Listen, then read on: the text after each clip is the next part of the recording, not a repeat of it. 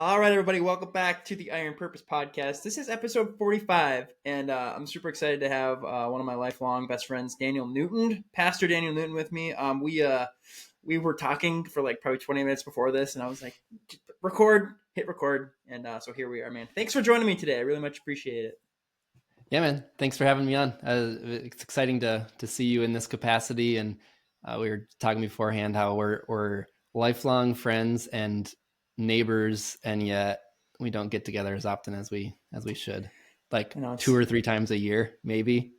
if that, Yeah. maybe in the past, because I was talking to Matt, not the previous episode, but the one before, because another one's going to come out in between this, but how we planned the trip for the Boundary Waters, and we got together like every week, chilling in your Yeah. garage, watching sports, playing games, just having a good time around the fire. And then we had the trip, and then haven't seen any of you since. I've seen Caleb Yeah. a couple times. Yeah, like have a good Yeah. life. See you on the next one. Right. Right. Uh, we just We got to just need be to plan more Boundary Waters trips. Start planning now. Maybe we'll get together more often. every week until Yeah. then. Yeah. Yeah, it's good stuff, but it is cool how we go from not seeing each other for a long time. Like I could probably go 3 years without seeing you, and then Yeah. when we get together, we're joking and laughing as if time didn't go by at all. So it's Yeah. something There's extremely a lot of special. there's a lot of content to pull from, is reminiscing and Uh just huh. talking about old times and sports and messing Right. around and hallways and stuff at school. So yeah, it's pretty cool. Yeah, Yeah. because even before school, like I wasn't as much of your friend as like Caleb and John were, because they were at Lake Region, and I just kind of knew you from church and that kind of Yeah. a little group. But then when I went to Lake Region, that would have been my seventh grade year, because I was homeschooled Yeah. up to that point. I got sat right in front of you. You were behind me, and so it was cool. Yeah, you always poking me with your pen, like we were right in front of Miss Kovacic's desk. So to just be immersed, like right into it, and then to have you there to kind of help me along, it was a lot of fun. And then I think John just sat to our right, and then Caleb was by the window, a couple above, so we were like right in a line. And I think Matt Yeah. was to the left, like somewhere in the back. He might have Man, moved around you're a little better bit. at details than I am. I do remember you I, sitting in front of me though. But, yeah. it's funny how sometimes that works. You think about you're trying to study for like a test or something really hard, and you can't remember it, but I can sing Barefoot Blue Jean Night word for word, and I Yeah. had Oh that was man. a song from back then. Actually, Yeah. Heaven by Jake Owen came on the radio the other day, and I sang it word for word. And I was thinking about like sleeping on the trampoline at your house, and Yeah, all those songs bring back memories to just yeah, you've got so many memories attached to certain songs and stage of mm-hmm. life that you're in. It's pretty cool. Yeah, reminds it me of is you fun to think guys. about. Do you remember? I was telling somebody about this the other day because they were playing some game on their phone. Do you remember that game I had on my phone where it used your GPS and it was the zombies that would kind of chase you Yes, on the map? I just remember being at John's house and we were just like running around the woods all the time. And oh man, just so many nights like that, just out doing nothing. And we were together and it was fun and had the whole world in front of us, life in front of us. right. No idea what was going to come. It's No. interesting. It's fun to reminisce, because yeah, you go. It's just simpler times. You just think about like Yeah. what I was able to just go over there and do nothing with my life, like, and then go to school the next day, maybe work here and Right. there, like. Yeah. Yeah. Yeah. It was Yeah, simpler times, or we were just super naive. Yeah. I don't know which it was. Probably a little a little bit both. of both. Oh yeah, and then yeah, from school, yeah, breaking off, and we kind of went our own ways, and then still able to reconnect. It's I remember like one of the big moments of our reconnecting was the basketball alumni game. Like if, I think we were Yeah. back from school or something, and Caleb didn't want to do it, and I think he ended up doing it last minute. So there's a picture of us. It's you, me, Caleb, and Matt all lining up ready to come in, and it's just like, oh, the boys are back in town. Like you can hear that song, the Yeah. boys are Yeah. back in town. I was speaking of reminiscing and memories. When I moved, we moved from over where we were, kind of down by Southdale, and the day that we had to move, um, Highland Scenic was under construction, like right at 210, or right at 210, so it's closed. So we had to take back roads to get to our new house, and one of them was the road that you grew up on. I can't remember if it's Mm. Kingwood or Yeah. Knollwood. Knollwood. Knollwood. Yeah. So back in that neighborhood, passing your house, I passed it a couple times, and had some of my buddies with me as um, we were moving stuff back and forth. And I told him the story. I was like, "Yeah, one of my best friends, he grew up at that house, and we would." we would I know where this is going. I didn't get to do it as much as you guys did, but I got to be a part of it like once or twice. But the Yeah. dollar trick, Oh, yeah. we would stand up on top of the roof, and there was a fishing pole with a dollar attached to it, and somebody would run out. I did that quite a bit. I would take the dollar and I'd run out across the road, put it on the sidewalk on the opposite side of the street, and then school would get done. So all these people would be walking back from Forest View down that Yeah. neighborhood, and the time that I was there, Caleb had the fishing pole at Eden. Yeah, we would string it across the road and then up onto the roof, and then so we would stand on the back side of my roof so that people couldn't see us. And then we had one person stationed on the corner with like binoculars as the spotter, and we got a walker, or we got a biker, and then okay, ready, set, and pull, and so they were given the direction for Caleb to do the reeling. Well, we were rudely interrupted by my computer because it decided to go to sleep. It's all good. We were talking about the dollar trick. So you got the spotter. And, the spotter you were saying? Yeah, I got the spotter, and right. So I don't know how many of them you were there for, but were you there when the lady came all the way across the street up my driveway? Yeah, she followed, and Caleb was good at reeling too, so he would make it look like the wind was kind of carrying it along. And it convinced this lady, it was poor lady, I feel so bad now, but like, she didn't think it was funny. A lot of people did think it was funny, but she didn't. Got this lady to cross the street, come up my driveway, all the way to like my garage door. And she didn't realize until the dollar started going just like up in the air. Yeah.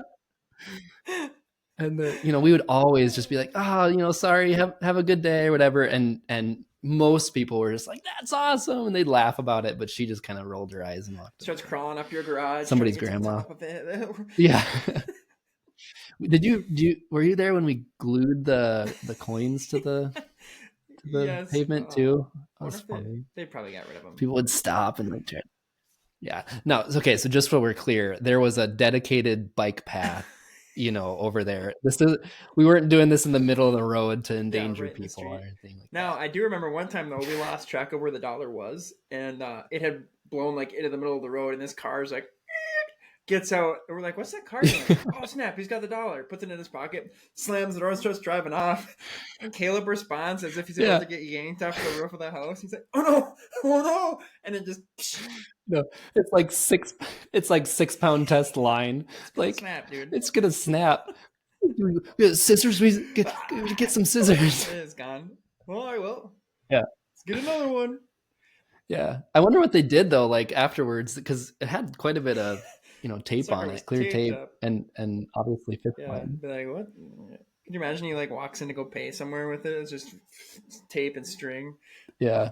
That dollar's out there somewhere. I feel like that was kind of the extent of the shenanigans, like the trouble that we would get into. Is all kind of innocent stuff like that. But just like, I just feel like we always had a good, clean, fun time, like we weren't perfect, obviously, but I just, all the times looking back on it, was just stuff like that where no one's getting hurt, no one's doing anything shady. It was just kind of like some boys having a good time together. I broke my MacBook in half and threw it out the window, and so we're just using my my phone now.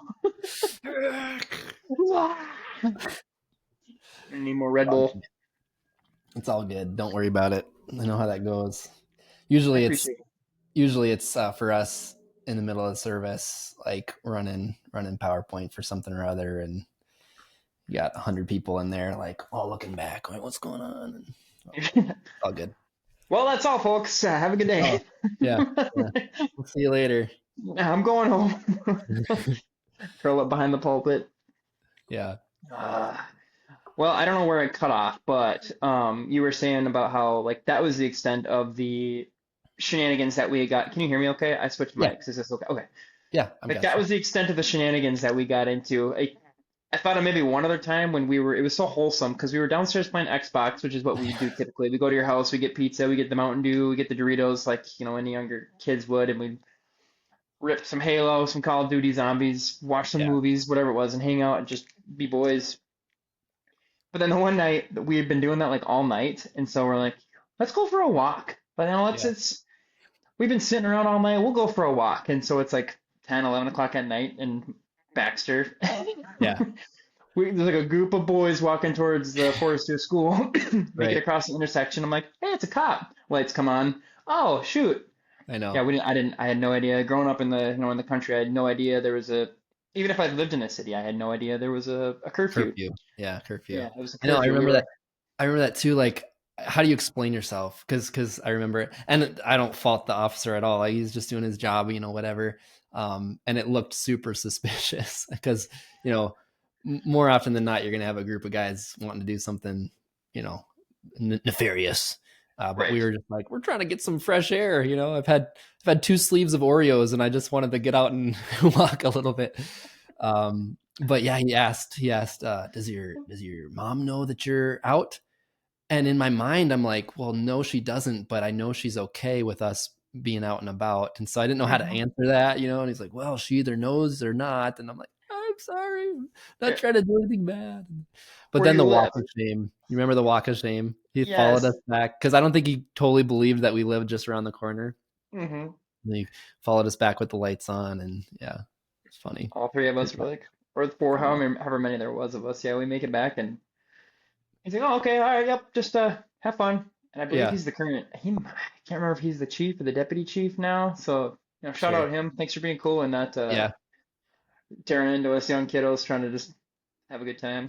yeah, for sure, for sure. Thankful for people that keep neighborhoods safe. Yeah, I know. I Exactly. just like for us, it was like we just want to get outside, go for a walk, and I remember too. It's like a kid's mind. Like I think I'll bring my pocket knife for protection or whatever. So you got this little dinky pocket knife, and All right. all of a sudden you're stopped by a police officer. What do I do? Like, Yeah. don't reach. Yeah. Right. I've got a knife, sir, It's and I'm very kind of afraid to small. use it. Yeah. Oh, good times. Yeah. I mean, the countless memories. It'd be fun to have you, Caleb, Matt, John, all of you on here and just reminisce about old stories and old times. And it's so cool. I think we're very blessed. We're a very, Yeah. in a blessed situation to where, Lake Region, smaller school, it has its pros and cons for different things. And I always thought of that as a con, being so smaller. But when you really think about it, like there weren't a whole lot of different friend groups because of that. And so we didn't Yeah. have like the group of friends that we had, that was it, like through the Mhm. entirety, other than a couple new people coming in here and there. But like we were able to continue going to classes and have the same classes with each other and up until you Right. guys graduated, because you and Caleb and John were older than Matt and I. But Yeah. now moving forward, we have all those memories to lean back on, and we're Right. literally down the road from all of each other. So Yeah. it's fun. It's a cool Yeah. experience. And to talk about like we did all aspects of life together. It wasn't like I don't know. Just that's so unique to even be at the same church and then same school and sports together, and then we'd hang out together. Very, very unique. And yeah, I think the Christian school, Lake Region, it helped that. It facilitated that, but I still think that was super unique Mm, for us. hmm And I don't know. I just yeah, super blessed. I think that's the right way to look at it. God gave us a unique gift there. hmm And guys too, like like if something were to happen, like calling one of you guys, I know like you'd have my back in an instant. And so I think that's Mhm. based out of those roots that we had. I mean, because if you think about it, I don't, seventh grade. I don't know how old you are in seventh grade. You might know, being with having kiddos in youth group and stuff. Maybe not. Yeah, Sorry, you're on like 12, I think. Yeah, right. Seems 12-ish. Yeah, right. that's from I think no, so. I guess no any longer than that. Even going to church, yeah, like building our Yeah. faith together. Youth group. Thinking Yep. we go to youth group like Wednesday nights, like we'd be in school, like we get to school, when school start? 8 o'clock, 8:30, seven Yeah. thirty. Class with each other, lunch period with each other, then we have more classes with each other, and then you go to basketball practice. So basketball for however long that was, just sweating and working and grinding with each other, and then cleaning up and then going to Taco Bell, like right after Yeah. that. We'd go get dinner and then we'd go back to church and have Yeah. youth group. And it was all in the same building too. Even then we had the Bible study the one time, Bible study and then youth group.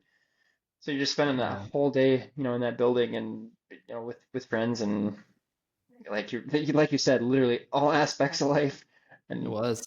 Yeah, it was. It's pretty cool. so much fun. But um, like I said, I can continue talking to you forever. But since we do have somewhat of a time limit, we have lives to Yeah. get back to. Yeah, uh, for sure. I'm just gonna, now like I do with all the other guests that I have on here, give you a chance to kind of just share your story a little bit.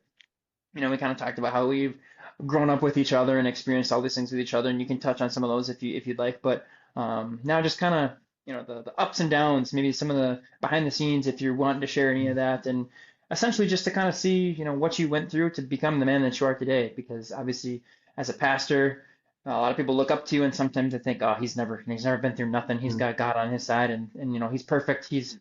And that's I mean, I'm not you. I don't know what you've experienced, what you've gone through, but if I'm a betting man, I know it's far from the truth. Like Yeah. you have God on your side, you have all these things going for you, all these great things, but you're still human and you still have to go through adversity and endure a lot of different things. So, Yeah. um, with that, my friend, the mic is yours. Yeah. Thanks, man. No, I Yeah. appreciate that. Yeah, I was trying to think through how much to share, but I'll just kind of give a little short abbreviated version of it all, and hopefully it's helpful. Because yeah, like you said, I think sometimes people have in their mind a pastor is maybe like a different category of person, and the reality is pastors are people. They're sinners. They've got a special calling on their life, maybe special gifting that God's given them, but that doesn't mean that they're like I don't know, a I tier mean, above in yeah. any way. Yeah. So yeah, humble humble beginnings for sure. I was born in Brainerd and lived there all my life. I still live here in the area, and grew up in a Christian home. So super thankful for that. Christian parents that taught me what was right. Obviously went to the Christian school, went to church. So my life was very saturated um, with the things of Scripture, and heard the gospel message, all growing up. So super thankful for that. I made a profession of faith at a young age. It just heard that over and over again, and I'm thankful for that. But what Jesus did on the cross for me, and so young age made a profession of faith and got baptized. But I would say like outwardly very moral, like if you were to ask any teachers or um, people that saw me play piano up on stage, like, oh, that Daniel Newton, like he's got it all together kind of thing. So very moral outwardly. I think looking back now, more motivated by what people thought of me than to Hmm. truly want to do what's right. So more motivated by the fear of man, like I don't want to get in trouble or I don't want to be thought poorly of. So more concerned with everybody looking at me rather than the one who I'm ultimately accountable to.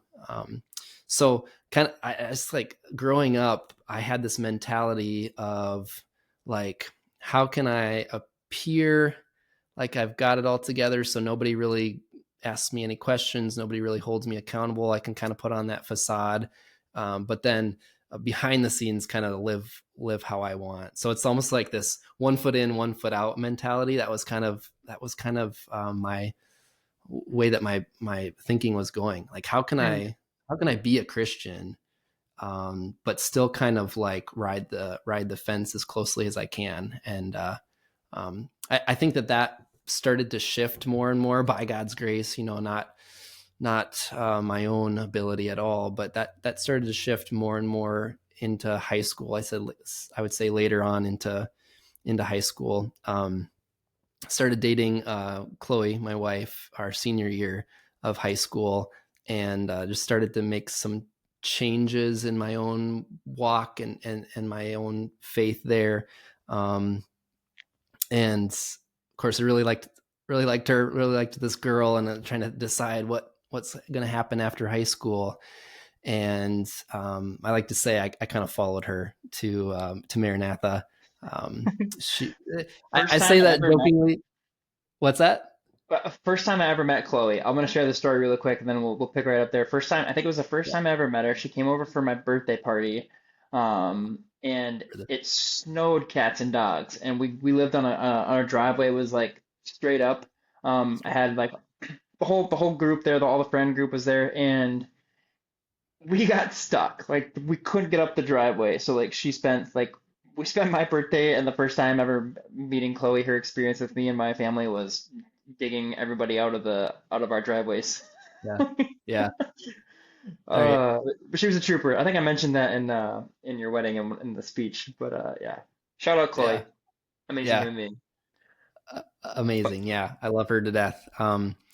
So, Maranatha it was kind of up there on my list of schools I wanted to go to, but again, like still kind of this mentality of like, seems like all those people that go to Maranatha are like super Christians. And I don't know if I want to be a super Christian.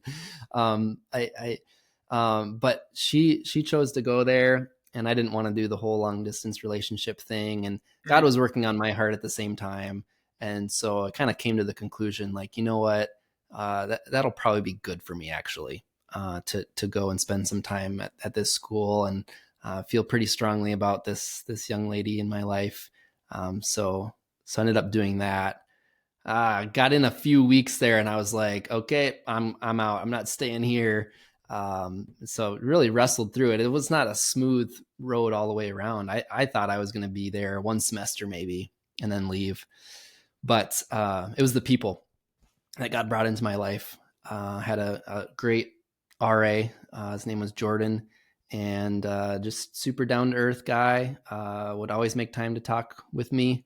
And I know he was super busy too, and yet he would just always have his door open for me to come in and talk with him. And so him and my dorm supervisor as well, same thing, just super willing to counsel me through stuff. And so those relationships were huge, keeping me there. Can I ask, Yeah. before you went to Maranatha, was there another school that you kind of had in mind that you wanted to go to? And then when you were battling these things, thinking, oh man, I should have gone there, or yeah, I'm gonna go this place or take this route instead, or what was, without getting too deep, if it's personal, like what was the struggle with being at Maranatha for you?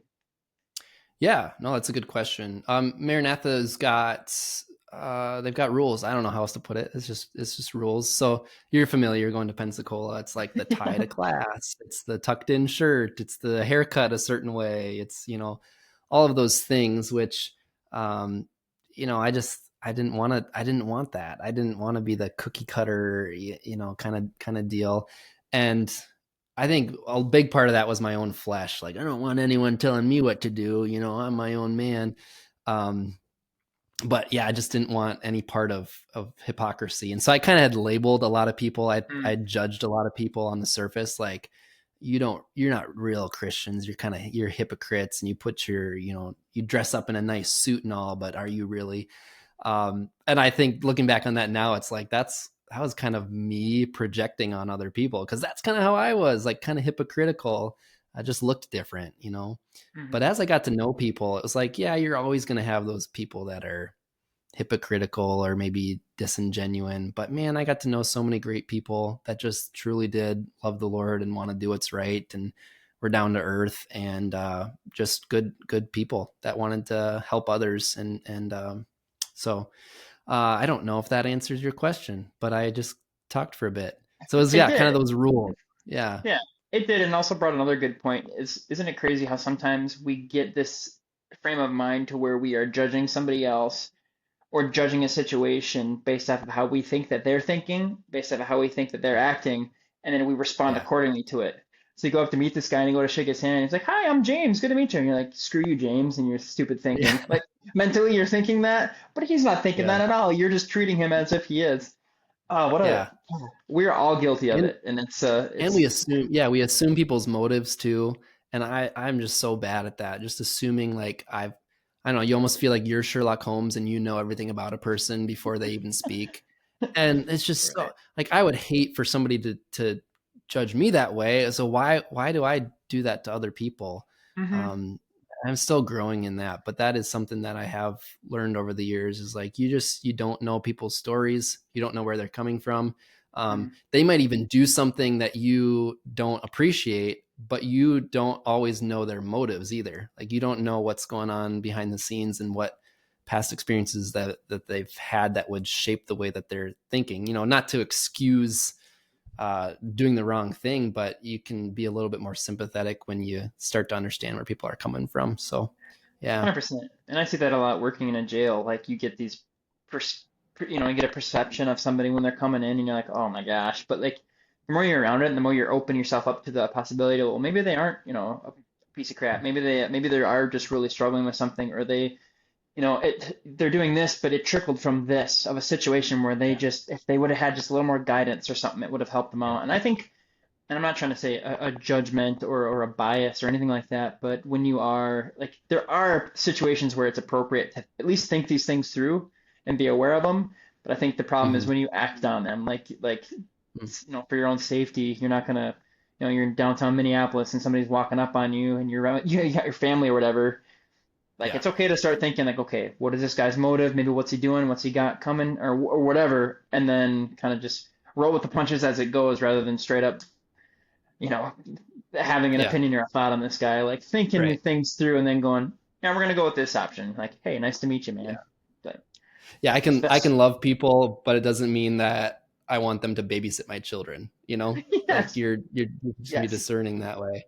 And the fact is, without God's grace, apart from God's grace, we're all broken. And that's just the fact of it is we're all broken. And there's so many things looking back on my life where like it could have turned this way, it could have turned that way, it could have gone this way, and yet God just preserved me and protected Mhm. me. So I am where I am today, not because I made all of the right decisions, but because his grace. I don't know what else to say other than that. And yeah, that's kind of just keep that in mind. Like everybody is sinfully broken, and we have a tendency to veer towards the wrong. Mm. I would maybe word it stronger than that, but we all have that pull towards doing what's wrong, and that's me included. Hmm. Um, Great segue. I love that. So now, so you kind of, now you're in the groove. You're getting connected at at Maranatha. What's next in this in the story of Daniel from there? yeah. So my major was digital media marketing. And the reason I picked that was just because I liked photography. I dabbled in some website stuff. And so I was kind of interested. I truthfully did not know. I didn't have a clear career path or anything like that. I just kind of was like, well, Maranatha has this. I'm kind of interested in that kind of stuff. So that's the route I took. Um, and Forgot I'm about that. thankful for that. Maybe we can circle back on that later. Mhm. Yeah. I don't think that was a waste, but yeah, at Maranatha, there's just this emphasis. Obviously, it's a Christian school. And so there's this emphasis on serving God. And I think that is exactly what I needed in that stage in my life, because again, with that whole um, Mhm. 1 foot in, 1 foot out thing, it was kind of like my faith was all about me. Thanks Jesus for saving me. I'm just going to kind of go do my own thing now. That was a little bit of my mentality.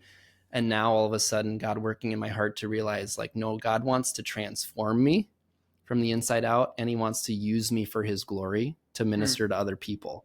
And that was a huge shift in my mind, and that I owe that to Maranatha for sure. So no matter if you're a business major or a nurse or a police officer or a school teacher, you should do that for God's glory. You should be doing that for God's kingdom. And the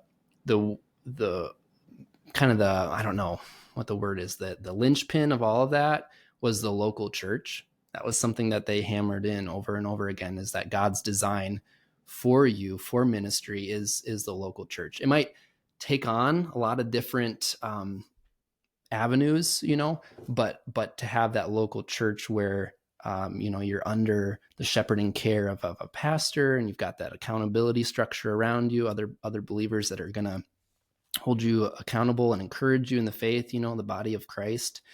That was something that just really struck me. And so my mentality was like, all right, awesome.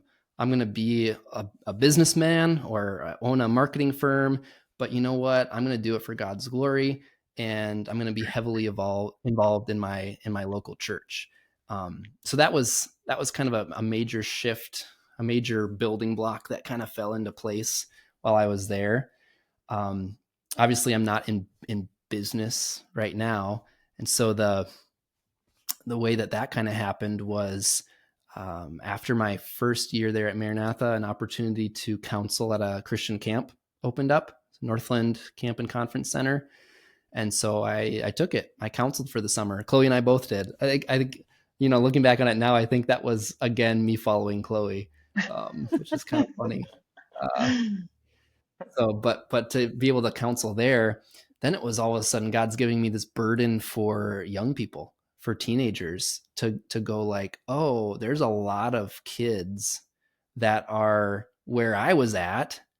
And man, I had a youth pastor, I had coaches, I had these people in my life that steered me in the right direction.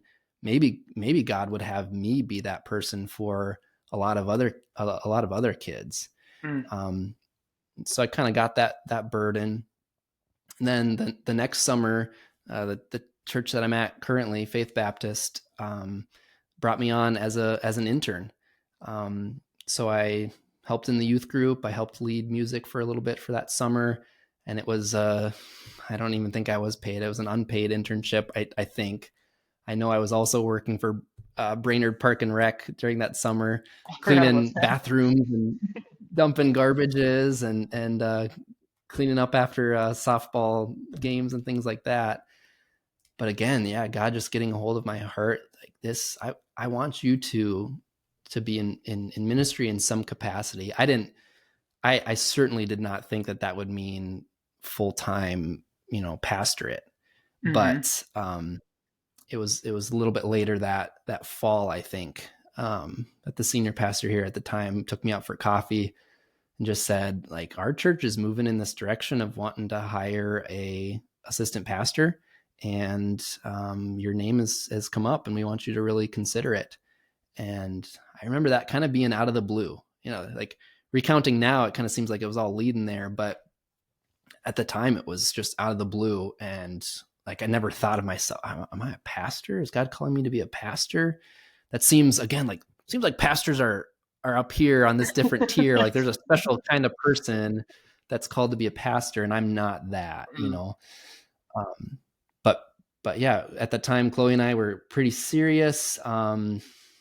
My dates get all mixed up and stuff. I can't remember. I don't think we were maybe we were engaged. I don't know. I can't remember, but we were very serious. Like we knew we were going to get married. Mm-hmm. And so together we prayed about it and talked about it and really felt like that was the direction that the Lord was leading. And so we said yes. And I started at the church in May of 2016. And then we got married in June of 2016. So it was been 10 years. And, wow, dude. Wow. Yeah. And life's been like this, those 10 years have been so just eye-opening and growing and busy and like just crazy. And I don't know how much to go into, but just 10 years seems like yesterday. But then on the other hand, all of what God has taught me and brought us through has just been incredible. And I was not ready for it. Like it wasn't like I knew exactly what all God had for me and I said yes to it. It was kind of like God cracked open the door for an opportunity and just said, trust me to step through this door. And we did. And there's been ups and downs and confusing times and really sad times. But he's been so gracious to do that. Like just take the next step.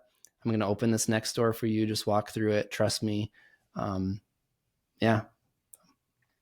That's incredible. And I love how you kind of ended on that part, because throughout your story, throughout what you're saying, you said you played piano and you loved it, and it was almost more like you tried not to make it a look at me kind of thing, and you were a heck of a basketball player. Like you were at the time, you were like the Troy Bolton of Lake Region. Troy Bolton, is that his name? High School Musical. Yeah. Like from my perspective, like you were the guy, and I was like, that's my best friend. I get to be here. Like I'm on the bench at Max watching you score points and just being a baller. And so it was like extremely cool. And at the time, you maybe didn't know what to do with it. You were kind of like, how is God going to use this? I'm trying not to soak this all in and feel like this super cool person. And I'm also trying to be, a great Christian and follow Jesus at the same time. But like you said, like you were able to use your piano playing at the church, Yeah. and lead music, and it's what you Yeah. do now. And being good at basketball, I don't know how much you play basketball now or pick up games with kids, but I feel like Not that is really. something that, okay. No, But those well, it's more just experiences, like now I have a way to maybe connect with some teens that do play basketball, and I understand that world. And I wrote down yeah, I get relatable. how It big makes of a you deal it can relatable. be. Yeah, Yeah. makes you relatable for those kids. So Yep. God is taking these little things throughout your life that you're like, oh, how is this gonna like? Oh, okay. Now I get to Right. use it over here. This is what you wanted this for. At the time, I was just, living it It's up, and so it's so true. Yeah, piano is a great illustration of that, where it's like my parents are literally bribing me with Legos to just practice, to just I gotta leave soccer practice early to go to piano lessons. Are you kidding me? Like that is just the worst thing ever. And now it's like, which one am I using? I'm using piano every single week mm, to minister. And yeah, I'm thankful for that. And it just it's so hard to know, what things do you stick with, what things do you not. I'm just so thankful that like I didn't craft the storyline of my life. God did. mm, And mm, he's gracious in the failures and the my obedience, he rewards that, but also my failures, he's still kind and steers you in the right direction still. mm. And you're still able to grow and learn as a result of those failures or things that didn't go your way. I can't remember what I was thinking about the other day. Just thinking about all the negativity that goes on, and looking back on my life, all the things that I wanted to have happen. Like I very much love where I am right now in my life. Like I'm very blessed, very grateful. When I look at my son, I look at my wife, I look at the place where I get to be and live, and like the job that I get to have, like, and it is all everything that at one point in my life didn't want. Like, I wanted to be Hmm. with this girl. I wanted to go to this school. I wanted to have this job. I wanted to do all these things. And I prayed and I cried, God, why is this happening to me? Why can I not go to this school? Why do I have to leave Pensacola? Why can this relationship not work out? How come I can't pass this FTO? Why did I have to crash the squad? And it's all things that I didn't want. And God is like, dude, I Hmm. got better things for you. Like, I prayed Yeah. for different things, and the things that came out of it, something that I didn't want at the time, like down the road, Yeah. like I'm getting goosebumps. Like to imagine Yeah. a life where like Caden isn't here and my wife isn't here and like my little family like is just bananas to me. So it's a little bit of Right. a tangent, but it's extremely cool how God uses those unanswered prayers to make something far more amazing than you could ever dream up in your life. So it's like I'm Yeah. thankful I didn't know the blueprint. I'm thankful I didn't, have Yeah. those things, because man, it's once you see it on the other side of it, you're like, okay, all right, I'll trust you next time with it. For sure. Yeah, and that's just it. Like I'll trust you next time for it. And it seems like that lesson is still hard to swallow. So when the Mm, thing comes into your life where you're just like, "Ugh, I thought I had it all figured out. I thought I knew what you were doing, God, and now this is a total 180." Um, it's hard to trust, and I guess that's just why it's called faith. It's trusting Him that He knows more. He's more wise, more loving than we can imagine. And the other aspect of it too, though, is we don't always see that on this side of eternity. You know what I mean? Like we don't always see the oh, that's why. We might not for some things until eternity, but he is good to let us taste that a little bit, show us mm, glimpses of that along the way. just I can imagine, I don't know, all listeners and what people are going through, but sometimes it's like, well, what good is this? Like, how is God going to use this for good? This seems like it's impossible for it to work out for good. But that's where it's coming back to, God's got a greater purpose for us. Mm. And for us, a lot of times we we think good means happy, healthy, all these things, but God's got a greater good in mind, and his greater good is our holiness right now on earth. And a lot of times the fruit of that is a joy, and it can be a certain type of health, although it might not always be a physical health. Is a spiritual health, though. He's got a bigger purpose for us. And I don't know, how much we want to talk about this, but my firstborn Sailor was diagnosed with cancer when she was 2, and I remember I just started teaching at the school, and that was back when I didn't really get to pick the curriculum. I kind of just had to teach what was given to me. And this curriculum I was getting so frustrated with, because they kept coming back to Romans chapter 8, all things work together for good to those who love God. And that's great, a great verse, great passage to meditate on. It's true. But I was getting so frustrated because it seemed like it kept coming up, and I'd already taught on it. So like, what do you guys want me to do? You want me to keep like saying the same things over and over again? Well, little did I know that like God was preparing my heart and was trying to drive those truths deep into my heart, because I was about to go through something. My wife and I were about to go through something with our daughter in cancer. And so you wrestle through that of, all right, here's a 2-year-old who has done nothing wrong. She didn't do something to earn this. And she's miserable. You see your daughter in pain. You see her not being able to fully comprehend, all of that. And just, I remember just really meditating on that, like, all things work together for good. And what God's doing is he's conforming us more into the image of Christ. That's his definition of good. That might not always be our definition of good, but his definition of good is no, I'm shaping you into something, because that's gonna be better for you than your plans or whatever else you've got planned.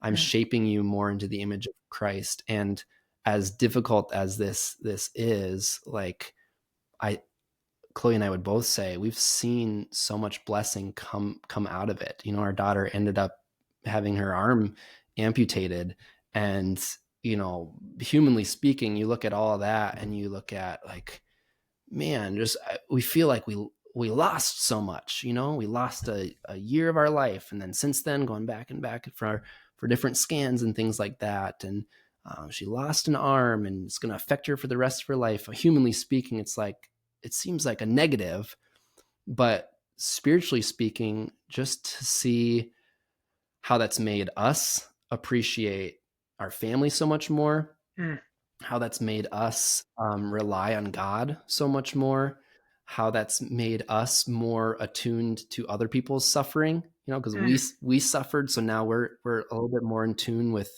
other people that are suffering. It's just, you can start to list these things out, like God was working all this for good. And now, like, I hope that I would be able to say the same thing if ultimately it was God's plan to take her, if she lost her life to the cancer. I'd hope I'd be able to say the same thing. But and that's all hypothetical. But it is true. He's working all things together for good. We just don't always define that good in the way that God defines it. Yeah, what a difficult. I'm glad you touched on that. 'Cause I think about even like Caden when he was going through like his eczema stuff, and I like hearing your guys' story and what you went through. It helped me appreciate, like, man, it's eczema. It's not a cancerous. It's not something like it taught me to be more like, okay, just relax. Like, people are struggling, Yeah. they're going through certain things, like it helped me to like ground me and be more, I guess I don't know how to put it, but like, but it was also really difficult to see him go through something and not understand it. Why is my skin like Yeah. on fire? And trying to explain it to him, like it sucks. It's tough to try to. So I'm at a Yeah. loss for words. I can't even physically, mentally, spiritually begin to feel what you guys, or even understand what you guys had to go through with those decisions and going through all that. Like my dog was choking, swallowed a sock yesterday, and I had to put hydrogen Oh, peroxide in his throat to make him throw up, and he wasn't doing it. And I had to like hold him down and squeeze him, and he was like whining, and like I'm tearing up because like this dog, I love him so much, and he's in pain. mm, Like so, to even like yeah. you and Chloe both Yeah. are No. like, go ahead. Yeah. No. I appreciate that. And Yeah.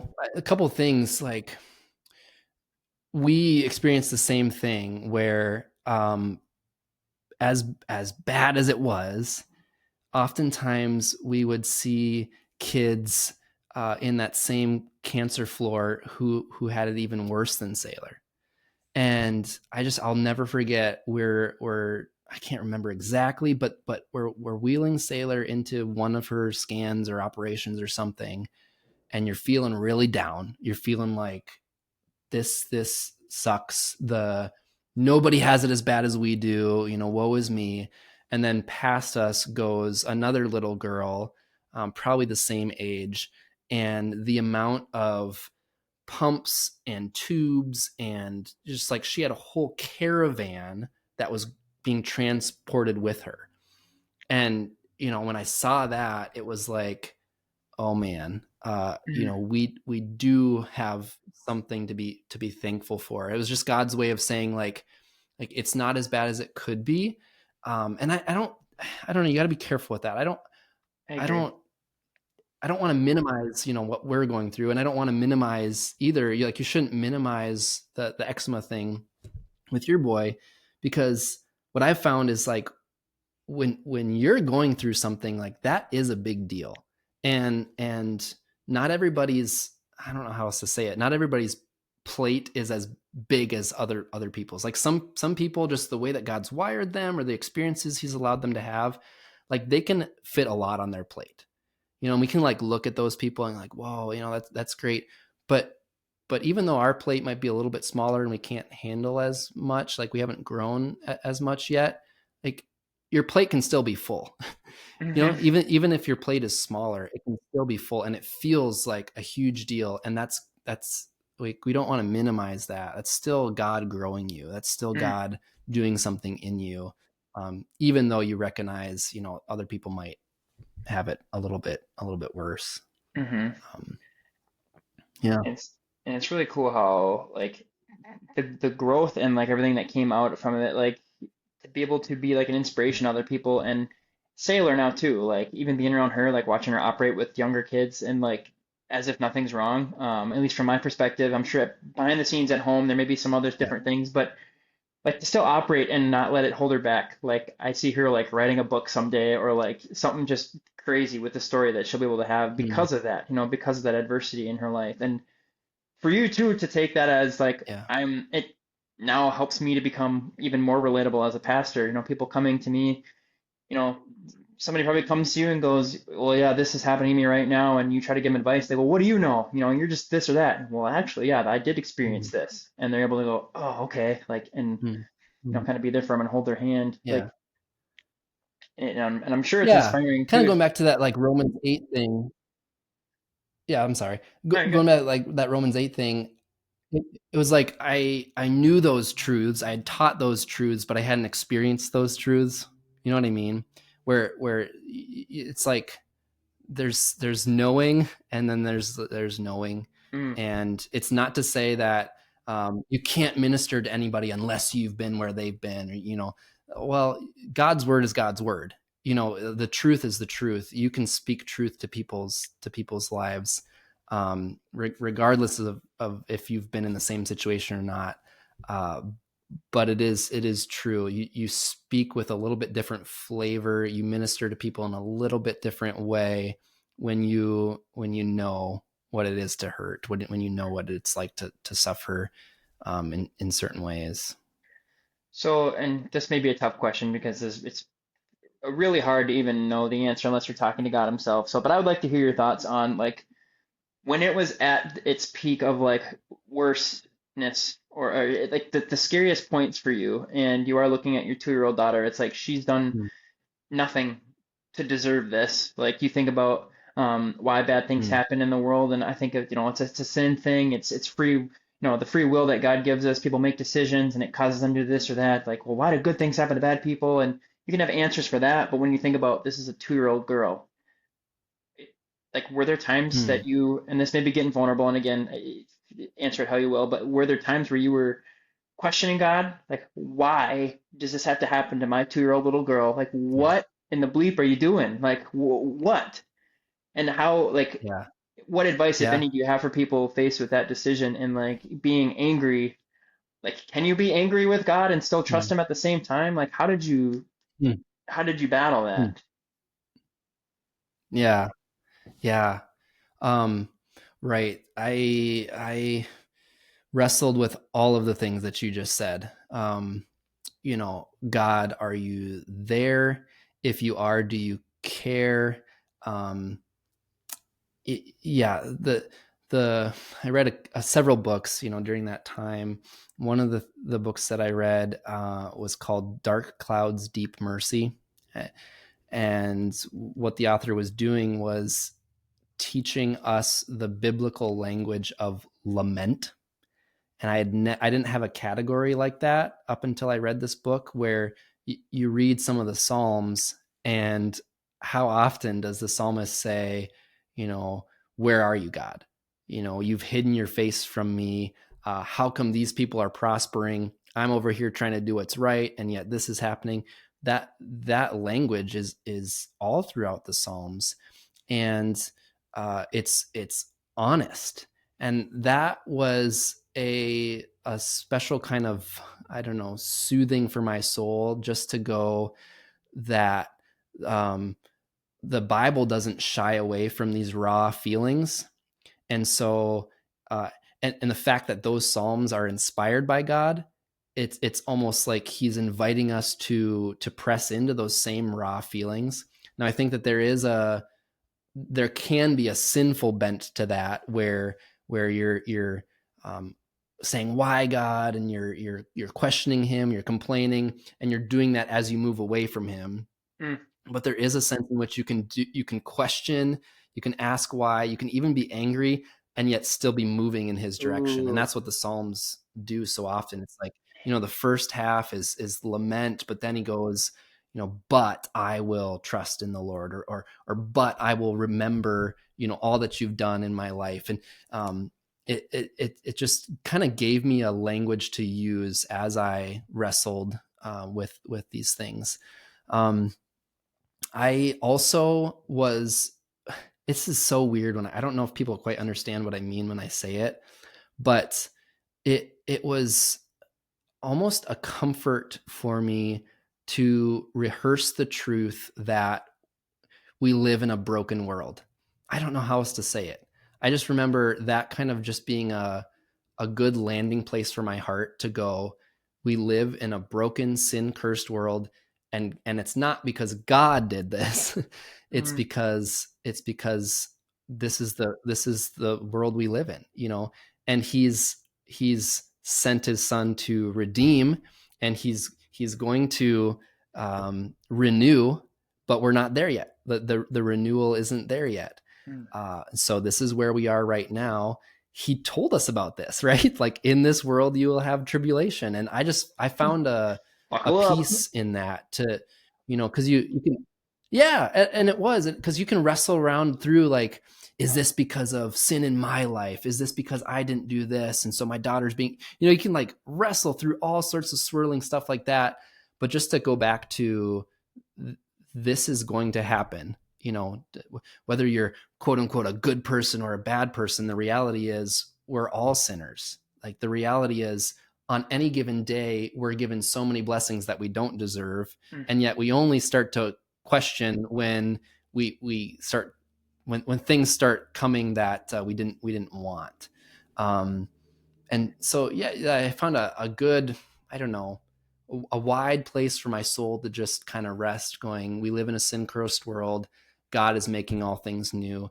Even if my daughter were to pass away, like he's good, and he loves her and me more than I do. Mm. So it really was a time in my life to just open hands. God, I don't know what to do with this. You need to work out all the details. It sounds really good and really super spiritual and holy, me framing it all that way, but it was a bumpy road. That was a lot of ups and downs. And there was a lot of questioning, crying and wondering. But I guess I don't know exactly the piece of advice that I'd get other than just the simple God's ways are higher than our ways, and whether things are little or whether things are big, to trust him. His word doesn't shy away from these things. The word is honest about these things. It doesn't paint this rosy picture of like you won't face anything hard, and if you just trust in Jesus, things will always work out the way that you want them to.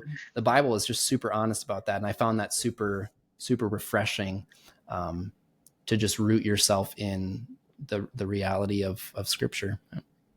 What a wonderful way to tie all that together, because we talked about, our past experiences and how all these different things that we prayed for that didn't work out for us now set us up into the life that we could have never dreamed for. And also dabbling in the fact that, there's going to be things that really are difficult and we do question. And I think you answered that beautifully in that we lose sight of eternity when all we can see is this part of what God has in store for us. We think that we got this, 80, 90 years of life, if God willing, but the eternity after that he sees, that he knows that is going to be there for us, we lose sight of that. And Yeah. I think it's extremely powerful when you say, like, you just come to the fact that, yeah, this world, it sucks sometimes. It just does, and that's just part of it. And sometimes you just have to just let it be. And it's similar. It kind of came to my mind when you were talking about this. Courtney and I had been dating for probably, I don't know if we've been dating for a year or not yet. We were dating for a little while, and she had moved to Duluth, and we did the long distance thing for a while. And I had just been mentally struggling with a lot, and I had kind of needed to find my way. And so we had to take a break dating. And for like 3 months, I think or maybe it was a month, I don't remember exactly, but we had to take a break.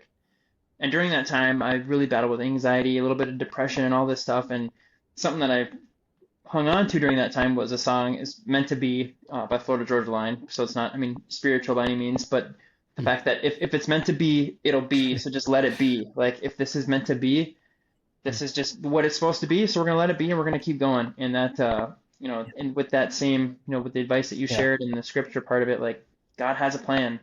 If it's meant to be, it's meant to be, and Yeah. just let it be. Sometimes that's the answer you gotta have, and roll on with it. Yeah.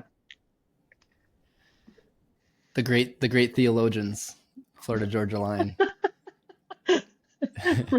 No, but it's true. I mean, sometimes you reach, I mean, how often do you reach a place in your life where you're like, I don't know what the answer is. I don't know what God's doing. So I'm just going to do what's right. That's kind of been something that I've grown in. Wow. Is we can play this what if game. We can try to play God and try to figure out what God's trying to do in all this stuff. But that's ultimately not our job. Our job is to follow his revealed will. What is the right thing? I was just talking to some students about this. Like, there's God's will for your life, and he's got this plan mapped out, and you're not going to find that plan in the Bible, because the Bible doesn't have your name in it. You're not going to, hear a voice from heaven necessarily, or, it written in the stars.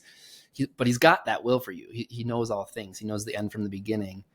but he doesn't reveal that to us all at once. What he has revealed to us is his revealed will in his word. And so what are the simple, basic, right things to do? I'm called to be faithful in those. And as I'm faithful in those, God takes care of the rest. As I'm obedient to his revealed will, he graciously leads me through his sovereign will, his secret will. And I just find so much comfort in that. I don't have to figure it all out. He's got it in his hands. I'm just called to be faithful and obedient. And even though we do that imperfectly, he's still good. Oof. Preach, man. That's I feel like just a level of just comfort coming over me, just from how, because this is stuff that we wrestle with, and if we were to have it all figured out, if God were to say, oh yeah, this is what you should do, like it would create a life for us that causes him to be irrelevant and unnecessary. Like us asking for God to show us what we need to do, it just creates a life that has no faith in it. And it's there are going to be those times, like you said, where we're like, where are you? And where are you? Like, wondering where God is, and we get to just focus on what we can do. Like that's out of our control. And there's an analogy that I thought of in we're in a small group the other day, and somebody had said like, well, how much work do I put in? What was the question? It was about like being thankful for maybe the riches that God has over your life.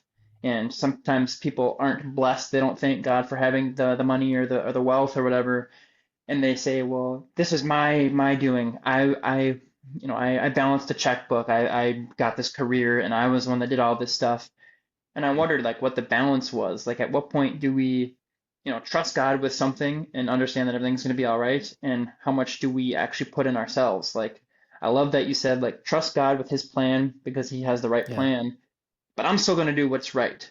I don't know what he's going to do, but I'm going to do what I know is right according to what he says, and I'm going to do it. And it's this analogy. I was talking with an individual in jail who was facing time in prison. Like he had time in prison over his head, and it's like, I really don't want to go to prison, but I feel like God might be calling me there to, this might be my mission field, to go to prison to help other people out and try to lead them to him. But he's like, how do I wrestle with that? Wrestling with the fact that, should I try to fight my case? Should I try to not go to prison, try to get treatment? Or should I just, let it happen and see what God wants me to do in prison? And we went back and forth, and we both came to the conclusion that it's like a farmer. Like the farmer goes out there, he doesn't look at his field and go, all right, well, if God wants there to be corn, I guess there's going to be corn, and there's going to be rain, and there's going to be corn. Like he's got to go out there, plant the seed, do his part, do what he knows is right, and take care of those crops. If there's crows, put up the scarecrow or whatever, and take care of them, and then trust God with the harvest. Trust God that there's going to be rain. And if there's not, like you also have to, trust the fact that whatever outcome God has for my crops, for my life, like I just have to just trust in that. Whether I go to prison, whether I go to treatment, like there, his will is what's right, and I just got to do my part. I got to do what's right. Because I think you rob yourself of life if you just focus on all the negatives part of it. You focus on how you get screwed over by God or whatever. Like if you have that mentality, like it's going to follow you everywhere you go. You're going to get cut off in traffic and flip people off, and whatever the case may be for you, you're going to just carry that with you. And I just did an episode earlier today about this, like those thoughts that we have, carry a lot of weight. And if we're just walking around like a zombie and we're just frustrated and so stressed about what we have going on, and there are a lot of things where it's appropriate to, have those thoughts. And I think like you may need to get help and go through and sort through those different things, but like life's too short to not try to figure out a way to find the good in things and do the right thing. All that story to say that, kind of lead back to right to what you were saying. Like, so powerful, trusting God with it, and also doing what's right. I'm taking notes, and I love this. I'm gonna start applying all of this. I can't hear. Sorry, you cut out at the end there. What'd you say? What'd you hold up? Can you hear me now? Can you hear me? I think it's more of an internet connection. I don't know what it is, but. Can you still hear me? I can hear you now. Yeah. Hello. I can hear you. Yeah, you're good. It's like that. What did you hold up? What did you go like this for? it's just all my notes that I'm taking. Like just that I'm having a good time, having a lot of fun. I got one more question I want to ask you, and then we'll Okay. wrap it up before everything fails. Um, we talk about like your profession as a pastor, pouring into people. That's that's a lot on your plate. How do you continue to pour into other people while also maintaining a full cup yourself? Like, how do you stay sharp in a world that requires you, or in a profession that requires you to be sharp for other people? Because it can be a lot. I didn't catch all of that, but I'm assuming what you what you asked was the stay sharp question, huh? Yeah, is that Yes. it? The stay sharp question. Okay, how do I stay sharp so that I can minister to other people? Good, fair assessment of what you said. Yeah. Yeah. Okay. Yeah. So great question. I don't know if anyone said this, but one of the things that I've had to recognize is the need for rest and retreat.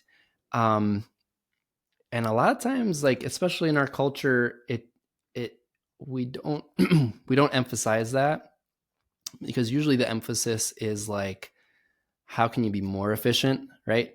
Like how can I be how and that's what AI is doing right now, right? Like how can I pump out more content with less effort, so that I can be more effective and that's a great tool, and I'm not saying that that's always wrong, but the emphasis is usually efficiency, the grind, uh, doing more in order to be more impactful. And I actually, as I've found in ministry over the years, is like uh, I'm less effective when I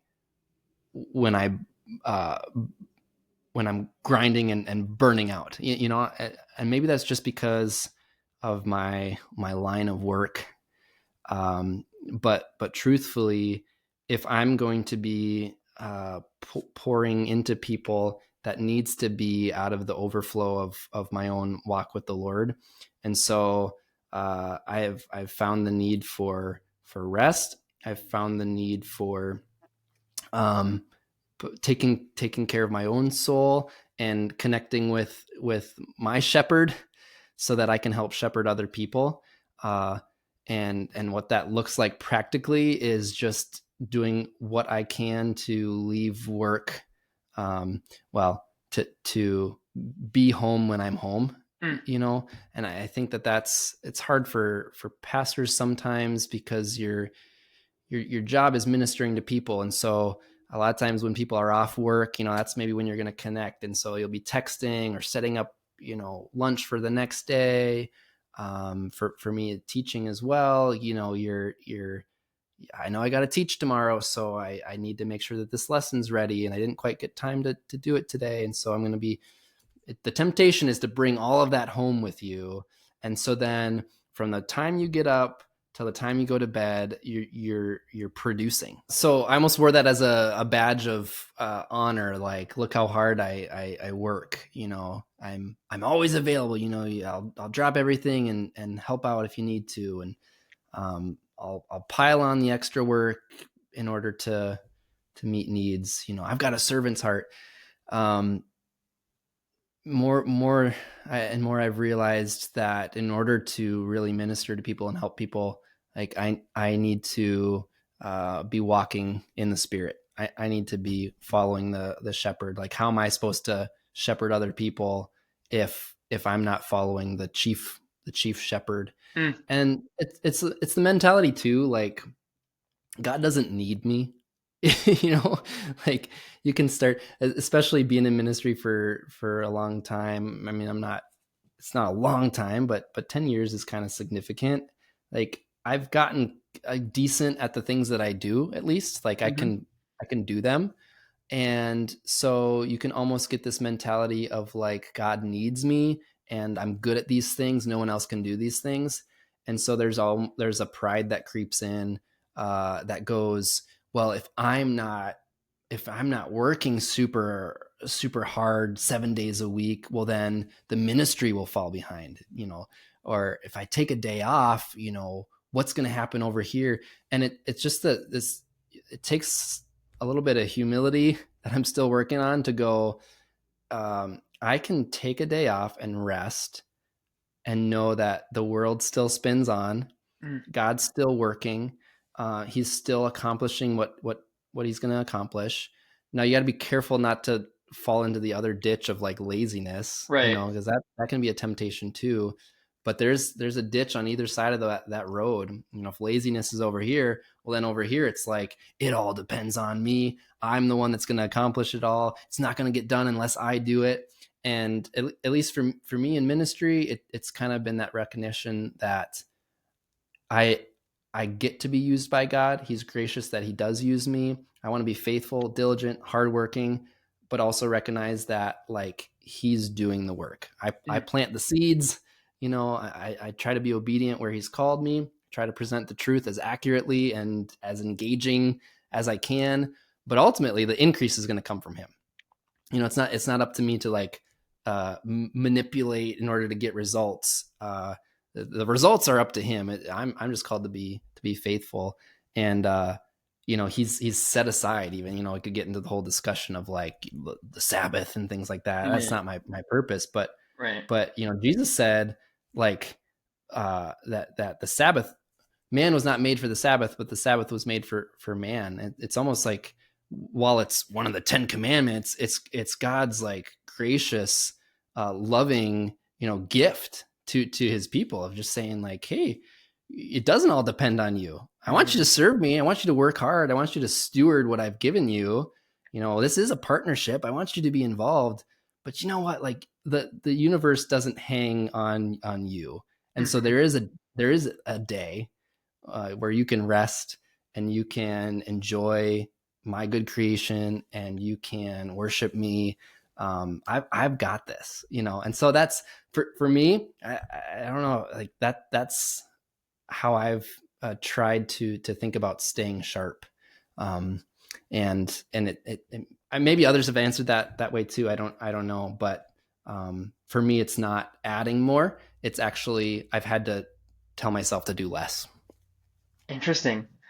I Yeah. like that. So like, yeah, everybody has a different answer, and that was an awesome one. Like just understanding how much you have on your plate and being okay with not having to do those different things. Is there anything like specifically that you do when you are taking stuff off your plate, or maybe you don't? Maybe your question is already my question's already answered, but there are things where you're like, I really enjoy this. This just really fills my cup up. You kind of mentioned staying at home, or being Yeah. home when you are home. A lot of people have answered that way, so I Yeah. guess that kind of answers my question. But No, that's all right. yeah, Yeah.